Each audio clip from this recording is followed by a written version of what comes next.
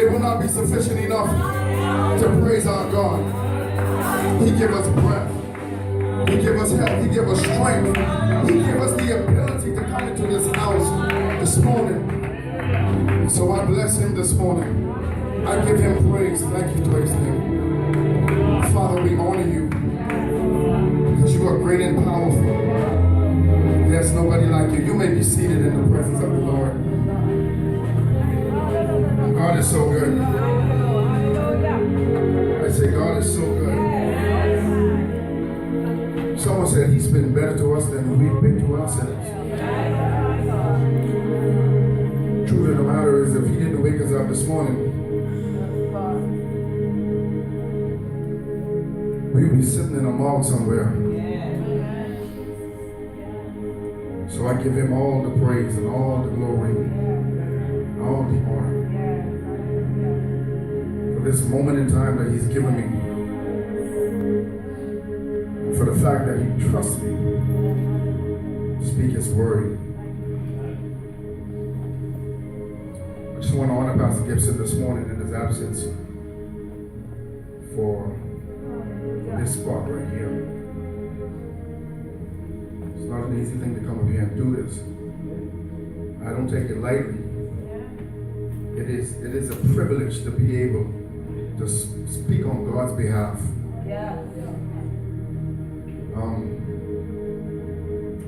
When I was asked to do this, I asked him if he was sure on a Sunday morning. Are you sure? Me? And I began to talk to the Lord about it as to what I would talk to you about today. And he gave me something. He gave me something. And so I asked God a question. After I had questioned Pastor Gibson about it, then I questioned God about it. Are you sure you want me to talk about this to your people? And his response was, why not you? And so before I begin, let us pray. Let us pray. I think that's what we should do. Let us pray. Father, I do thank you this morning, Father, for who you are. You are the all-powerful, all-knowing. You are the only true and living God this morning. So, Father, first and foremost, I bless your name. And I ask you to humble me, Father, this morning, so that I speak only as an oracle of heaven. And I pray this morning that you will give your people ears to hear. Let them hear with the Spirit, not with the flesh. I pray, Father, that you give us understanding. Your word declares that wisdom is the principal thing, but in all you're getting, get understanding. So, God, I thank you this morning for understanding, opening up our understanding today. I pray, Father, that after all is said and done, you be glorified, your body be edified. I thank you, Father, for putting your Spirit on me and making this easy. I bless you for who you are. In Jesus' name, and all God's people say, Amen. Amen. My brothers and my sisters, I have come to realize, even more so now than ever, the time in which we live. If you look around, if you look at the world, see everything that is going on in our world,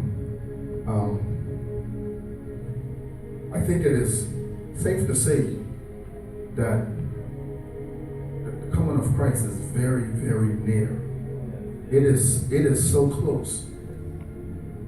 The Bible says, as the lightning flashes from the east to the west, so also is the coming the Son of Man. And that means it could happen like that.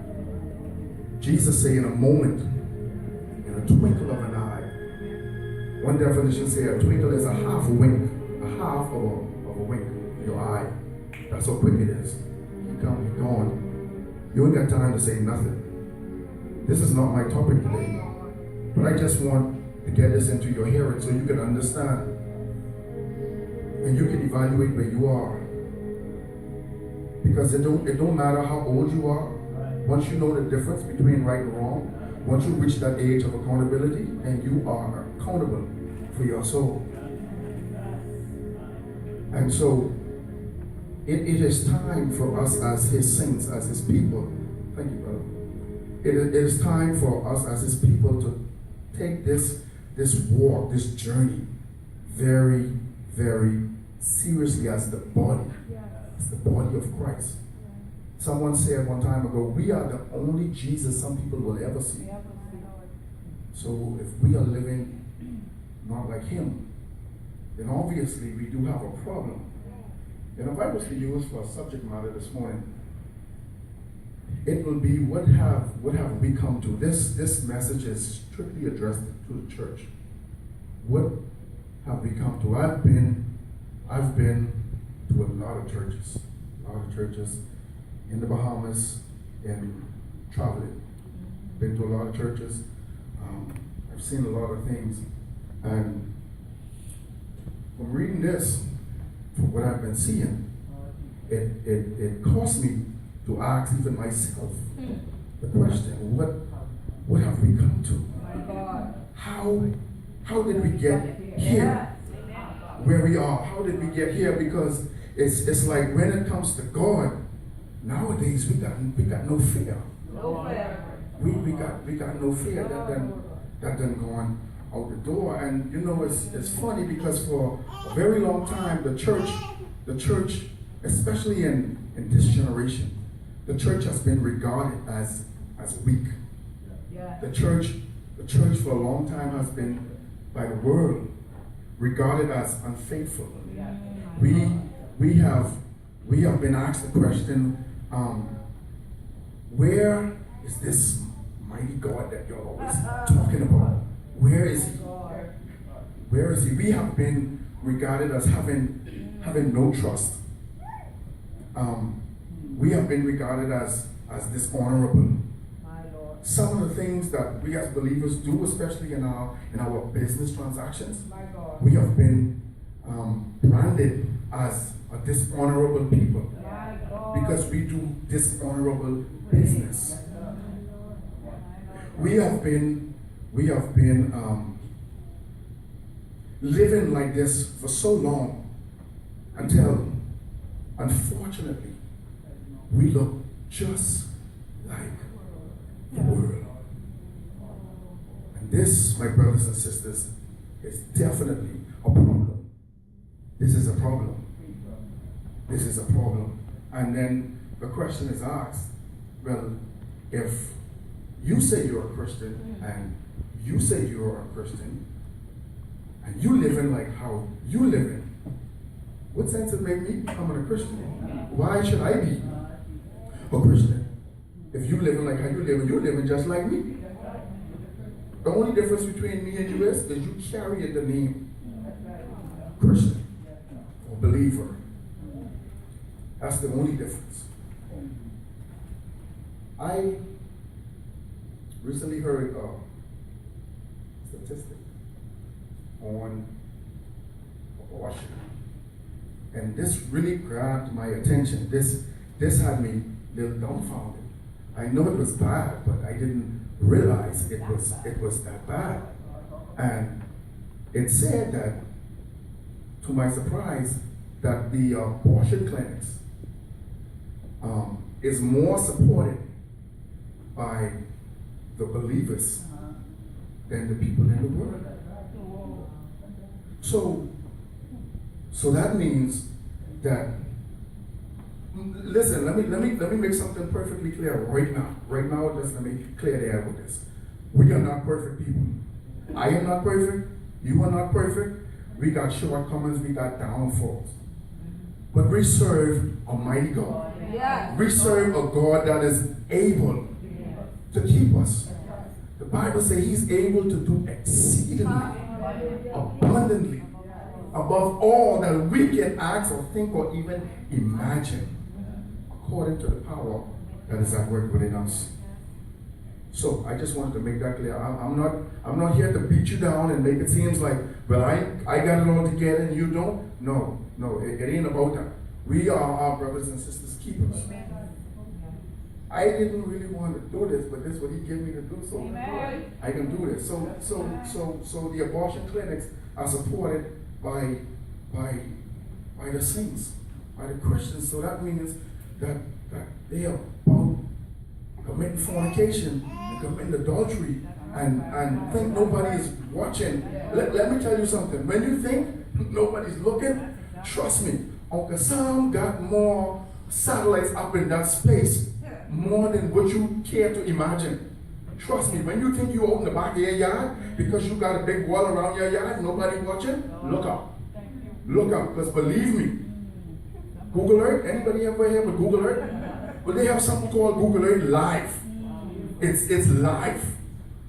Log on to Google Earth Live if they allow you, and then you could go outside and zoom into where you are and look at yourself on the computer and wave at yourself. That's how serious it is. So you think you being secretive? Think again. Somebody's watching. So listen, they have this thing called Planned Parenthood. Planned Parenthood. They call themselves a non-profit organization.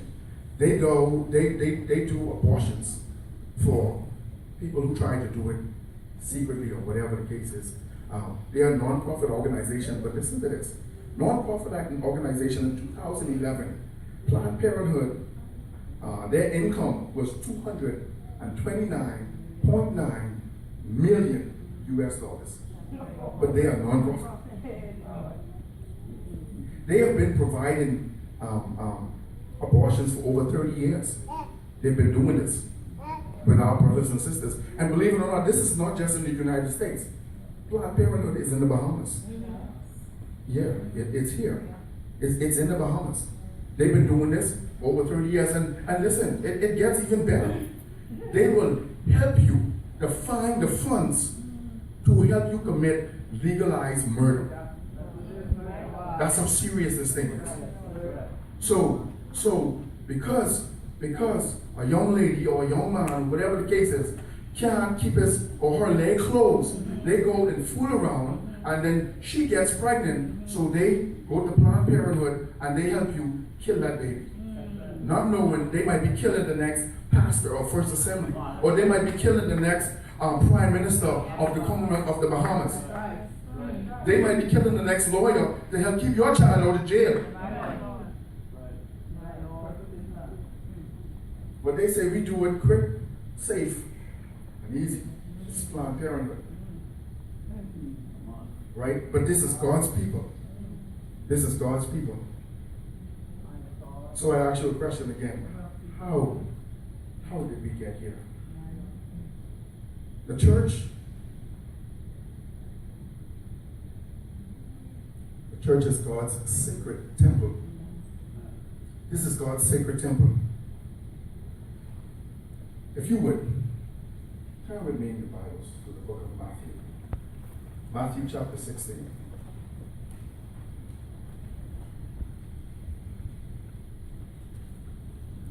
Matthew 16, verse 13 to 18. This is from the King James Version.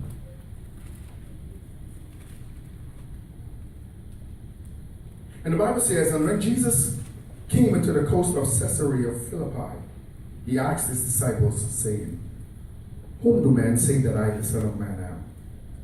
And they said, some say that thou art John the Baptist. Some say Elias, others Jeremiah, one of the prophets. He said unto them, but whom do ye say that I am? And Simon Peter answered and said, thou art the Christ, the Son of the living God. And Jesus answered and said unto him, blessed art thou, Simon Bar-Jonah, for flesh and blood had not revealed it unto thee, but my Father which is in heaven. And I say unto thee, thou art Peter, and upon this rock I will build my church, and the gates of hell shall not prevail against it. Thou art Peter, and upon this rock I will build my church. The gates of hell shall not prevail against it. I have another question. What have we turned God's house into? What have we turned God's house into? In the book of John, Jesus went into the temple. And there were people in the temple doing what they was not supposed to be doing. They was in there doing business. They were selling and doing all kind of things. And Jesus really got upset about this because he said, this is my Father's house. What are you all doing? The Bible, one of the Gospels said that he took a whip. He took a whip and he beat them. He whooped their hip. And he said, my Father's house shall be called a house of prayer. But you have made it a den of thieves. What are y'all doing? What have we turned God's house into? In the book of 2 Corinthians 6, 14 to 18, this is what it says. This is what it says. Be not, I'm going somewhere with this. Be not unequally yoked together with unbelievers. For which fellowship had righteousness with unrighteousness? You know we like to mix. What communion had light with darkness? I say we like to mix. And what concord had Christ with Belial? Or what part had he that believeth with an infidel? An infidel is an unbeliever. Again, we like to mix. Verse 16, and what agreement had the temple of God with idols? Anything we put before God is an idol. For ye are the temple of the living God. This is who we are. You are the temple of God, as God had said, I will dwell in them and walk in them. I will be their God, and they shall be my people. Verse 17, wherefore, come out from among them, and be ye separate, saith the Lord, and touch not the unclean thing, and I will receive you. I will be a father to you, and you shall be my sons and my daughters, saith the Lord Almighty. Wherefore, I want to stop here for a moment. Wherefore, he said, come out from among them. Come out from among them. Now, Jesus. Come out from among them. Before I touch that, let me read this. Let me read this from the Message Bible. This put it eloquently. Let's read from the Message Bible. 2 Corinthians 6, 14 to 18. This is how it's read.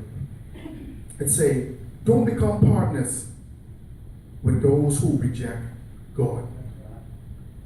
Listen, people. This is serious. This is so serious. How can you make a partnership out of right and wrong?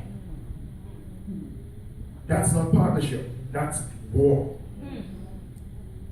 It's like best friends with dark. Does Christ go strolling with the devil? How could you be a child of God? How could you be a child of God? Right? You are a born again believer. You are a Christian. And you decide to get in a relationship as a man or a woman with an unbeliever. You are in direct